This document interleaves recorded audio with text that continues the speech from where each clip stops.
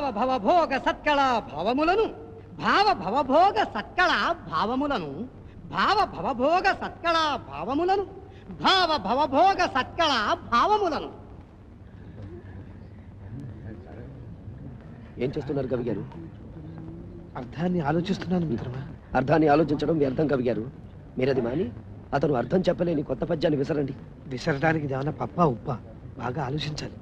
అలా అనకండి కవి గారు. ఇప్పుడు ఈ సమయంలో మీకు ఆలోచన రావాలి. అదిగో వస్తుంది ఆలోచన. ఇప్పుడు ప్రజలను పాలించేది ప్రభువు.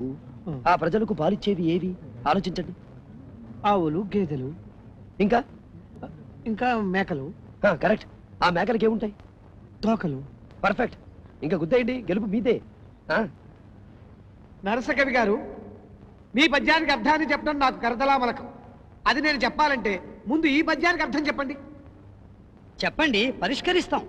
మేకతోకకు మేకతోక మేకకు తోక మేకతోక మేక మేకతోక మేకతోకకు మేకతోక మేకకు తోక మేకతోక మేక మేకతోక మేకతోకకు మేకతోక మేకకు తోక మేకతోక మేక మేకతోక మేకతోకకు మేకతోక మేకకు తోక మేకతోక మేక మేకతోక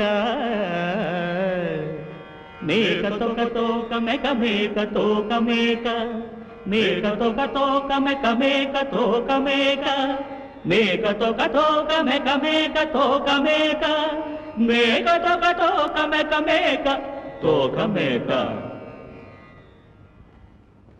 బాగా ఆలోచించి అర్థాన్ని చెప్పండి. మరొక్కసారి పద్యాన్ని వినిపిస్తే. ఇంకొకసారి పద్యాన్ని వింటానంటాం సరస్వతీ పుత్రులకు సమంజసం కాదు కవి గారు. అందున తమరు అవధానులు.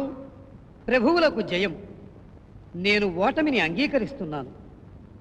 నాకు సెలవు ఇప్పించండి. జయమైన పరాజయమైన మీరు మా ఆస్థానానికి విచ్చేసిన కవీశ్వరుడు. మా ఆతిథ్యాన్ని స్వీకరించండి. కృష్ణకుమార, నిన్న మీరు చెప్పిన జోస్యము నిజమైనది. రామకృష్ణ కవి గెలుపులో మీ బాధ్యత ఎంతున్నదో మేము గుర్తించాం. మేమిచ్చిన మాట ప్రకారం మిమ్మల్ని ఘనంగా సత్కరిస్తాం.